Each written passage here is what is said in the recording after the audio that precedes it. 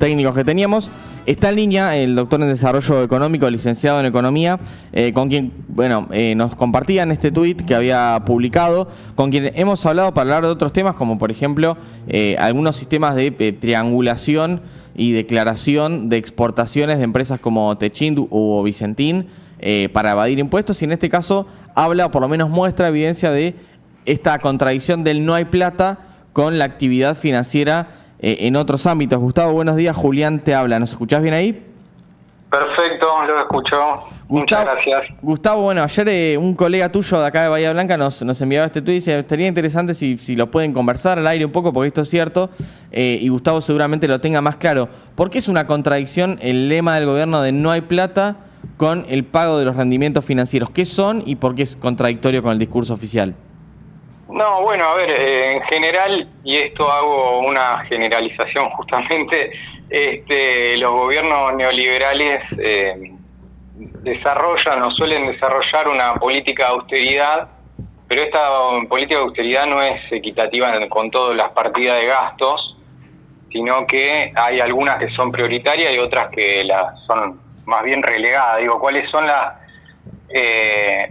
partidas que el gobierno tiene prioridad pagar? Justamente son la deuda y los rendimientos de la deuda. Y después todas las demás partidas del Estado son ahí donde cae el ajuste, justamente.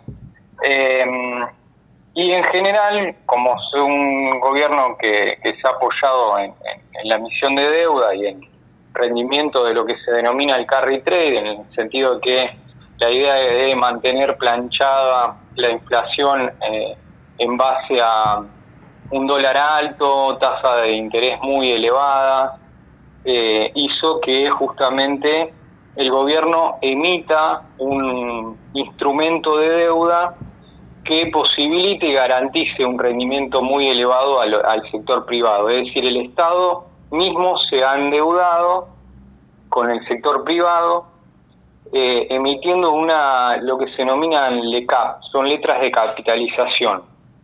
Estas letras de capitalización, como todo instrumento, es un instrumento de deuda que emite el Estado, se endeuda, hay un acreedor que son el sector privado, que son en general los sectores que más plata tienen, incluso inversores del extranjero que entran a hacer esta bicicleta financiera con instrumentos del Estado, en un contexto de un dólar muy planchado, y se posibilita que, lo que ocurre justamente es eso, que los rendimientos y la emisión de esta deuda se va haciendo una bola de nieve prácticamente, y va pagando cada vez más intereses y va pagando cada vez más rendimientos, y lo que está ocurriendo es que estos rendimientos, estos intereses que pagan justamente este tipo de letras que ha emitido el Estado Nacional a partir más que nada de mayo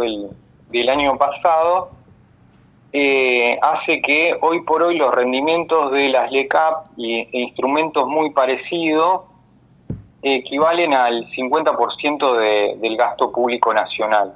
Y esto no había ocurrido nunca, que los rendimientos de instrumentos de deuda que emitió el Estado ocupen un tamaño tan importante del gasto, ni siquiera en el gobierno de Macri, que tuvo una orientación muy parecida en términos de política económica, porque incluso el ministro de Economía fue el mismo, ¿no?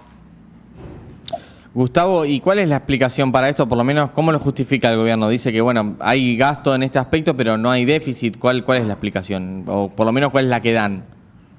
Bueno, ahí hay un tema muy importante. ¿Por qué? Porque este instrumento de deuda, que se llaman letras de capitalización, no devengan intereses. Los intereses sí se contabilizan como gasto corriente y por ende impactan en el resultado fiscal. En esto que nos decimos, si hay superávit es porque los ingresos fiscales son mayores a los gastos que ha tenido el Estado. Si es al revés, si hay déficit es porque gastó más de lo que recaudó el Estado. El gobierno nacional hace desde enero del 2024 que viene diciendo que tiene superávit fiscal. Pero en realidad es una trampa contable. ¿Por qué? Porque en general este tipo de endeudamiento que está teniendo el Estado, el gobierno nacional, desde abril del 2024 para acá adelante, lo hace a través de estas letras capitalizables. Es decir, en vez de pagar intereses, lo incrementa el rendimiento del capital. Es un artilugio contable que es exactamente lo mismo. Pero esto impacta en las cuentas fiscales, en las cuentas nacionales, en el sentido que no contabilizan los intereses de estas letras, que se pusieron muy de moda en el mercado de capitales. Prácticamente todo el mundo está comprando las letras, las denominadas LECAP, las letras de capitalización, porque pagan un interés muy grande. Insisto con esto, son letras que emite el propio Estado. El Estado está garantizando un negocio financiero, y por ende, como no son contabilizadas como intereses, este rendimiento puede mostrar un superávit fiscal ficticio que en realidad nunca tuvo. El año pasado, si contabilizamos este rendimiento de estas LECAP como intereses de deuda, el gobierno habría tenido un déficit algo así como 12 billones de pesos, que es el 2% del PBI. Uh-huh. Para este año ese déficit se incrementó muchísimo, porque estas letras están pagando, el último mes que hay registro, que es en marzo, pagó 5 billones de pesos en un solo mes. En un solo mes pagó 5 billones de pesos de rendimiento, cuando, para que se den una idea, a lo largo de todo el 2024, el superávit acumulado que festeja el gobierno fue de 1.7 billones. Uh-huh. 1.7 billones a lo largo de todo un año de superávit acumulado que tuvo el gobierno, de ingresos que fueron mayores a los egresos del Estado, versus a un solo mes que el mes pasado, en marzo, pagó 5 billones de pesos. Así que imagínense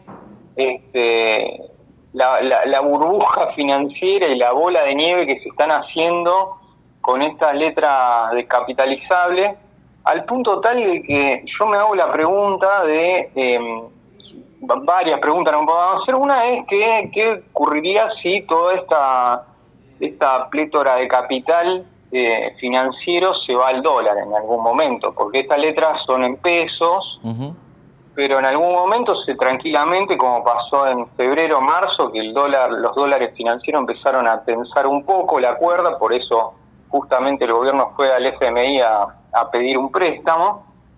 ¿Qué ocurre si todo ese capital empieza a presionar al dólar? Bueno, ahí es un gran problema. Gustavo, que se vaya al dólar, ¿qué quiere decir? ¿Que dejen de comprar la deuda al Estado y empiecen a comprar de dólares al Banco Central? Exactamente, que quieran buscar ese rendimiento dolarizado, es decir, buscaron el rendimiento en pesos, ya tuvieron una masa de ganancia en pesos, bueno, ahora la quieren dolarizar. Eso es que se vayan al dólar, y eso lo que provoca es que empieza a presionar en el valor del dólar. Justamente, si presiona el valor del dólar, incrementan los precios. Estamos en una economía muy dolarizada, la Argentina, y apenas se mueve un poquito el precio del dólar, esto lo vemos en las carnicerías, en el supermercado, que empieza a haber inflación, justamente. Uh-huh. Digo, es un problema. Y el otro problema que pueda ocurrir, que ya tenemos antecedentes no hace mucho tiempo, es que el gobierno, por más que sea deuda en peso emitida por la propia moneda del Estado, sí, pueda entrar en default. Es decir, que el gobierno tenga que reestructurar esa deuda con estas letras. ¿Por qué reestructurarla? Porque en realidad, como son letras, es decir, son letras capitalizables, se denomina así, el vencimiento, la amortización, tiene que pagar el Estado, el capital, en este caso, es en un plazo muy corto, es en 90 días. Por eso la bicicleta financiera es tan volátil, digo. En uh-huh. Este sentido, vienen los inversores, compran el título de deuda del gobierno, lo bicicletean, le rinden pesos, y en algún momento se van a querer ir. Cuando se quieran ir, puede ser un problema tanto para el dólar como para la finanza del Estado, porque justamente el Estado no va a poder renovar estas letras. Estamos en una bola de nieve, digo. Cuando la bola de nieve se quiere achicar es cuando empieza a estallar la burbuja financiera que armó el propio Estado. Ahí está el problema. Y cuando ocurra eso es que es muy probable que el Estado quiera reperfilar la deuda. Reperfilar es tirarla para más adelante, pero eso significa que se está reestructurando, que la está defaulteando a la deuda en pesos. Y digo, hubo antecedente de esto, en el 2019 pasó... ¿Con la CUNSA? Con la CUNSA, exactamente, que reperfilaron la deuda en moneda, en la propia moneda que emite el Estado. Entonces esa es la paradoja, ¿no? Sí, claro.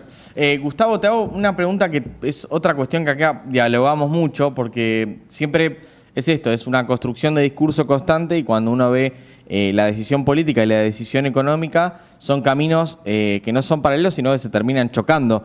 Por ejemplo, esto de ser el gobierno que baja impuestos o que le saca la cabeza del Estado a los comerciantes o a los trabajadores.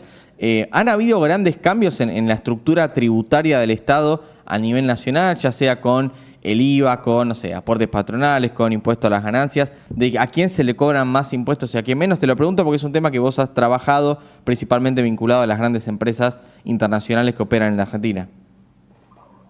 Bueno, sí, en general creo que hay una reforma, o entiendo que hay una reforma en curso y que se quiere profundizar, obviamente. Lo que dice el gobierno es, o lo que argumenta es que justamente si se tiene un superávit consolidado por mucho, o por varios meses, o por largo tiempo, lo que dice el gobierno que va a recortar impuestos. Recortó impuestos pero lo hizo en forma inequitativa, es decir, recortó impuestos a las personas que más rica de la Argentina, porque quitó impuestos y alícuotas en bienes personales. Bienes personales es un impuesto al patrimonio que lo pagan aquellas personas, más las 200.000 personas más ricas de la Argentina.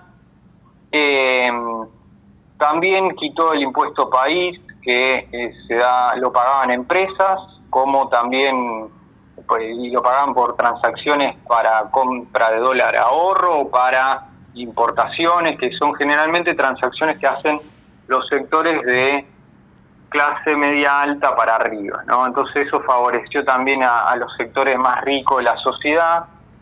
Recortó en retenciones, que bueno, dentro de todo es una alícuota que suelen pagar también gente o personas físicas que tienen alto poder adquisitivo. Tenemos el blanqueo de capitales, que justamente eso beneficia a los sectores más ricos de la Argentina. Lo que se denominó el RIGI, no sé si se acuerdan, el régimen de grandes inversiones. Sí, acá en Bahía Blanca nos decían que si adheríamos al RIGI a nivel provincial iba a venir la planta de GNL, que al final no vino. Claro, exactamente. Bueno, eso lo aprovechan las grandes empresas. Entonces digo, hay una reforma que beneficia en términos tributarios a las grandes empresas y a los segmentos más ricos de la población. Y por el otro lado, hay una reforma que ha perjudicado a los sectores más vulnerables.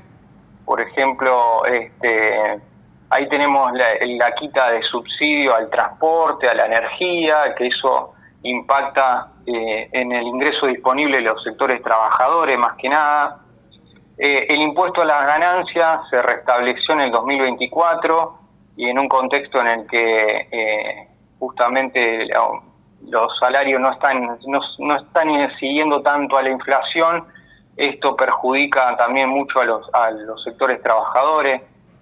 Tenemos el aumento de la carga del monotributo, así que bueno, son todas pálidas para los sectores más vulnerables de la sociedad, el sector de trabajadores, y una reforma tributaria que ha beneficiado más que nada a los segmentos más ricos de la sociedad y de las grandes empresas, más que nada. Gustavo, te agradecemos por hacerte este espacio para charlar un rato con nosotros y obviamente estamos atentos a cualquier cuestión que surja de acá en adelante. Bueno, muchas gracias. La palabra de Gustavo García Zanotti, que es doctor en Desarrollo Económico, licenciado en Economía y docente de la carrera de Economía en la Universidad Nacional de Rosario, poniendo blanco sobre negro en lo que tiene que ver con el lema, el discurso, ¿sí? La génesis de Javier Milei, que es decir, no hay plata para obra pública, no hay plata para obras sociales, no hay plata para obras públicas, pero sí para pagar intereses, ¿sí? De deuda, para pagar las letras de capitalización o los bonos de capitalización. Bueno, está claro que es muchísima guita que se gasta en eso y guita que, por ejemplo, no hay para hacer rutas o para hacer obras a nivel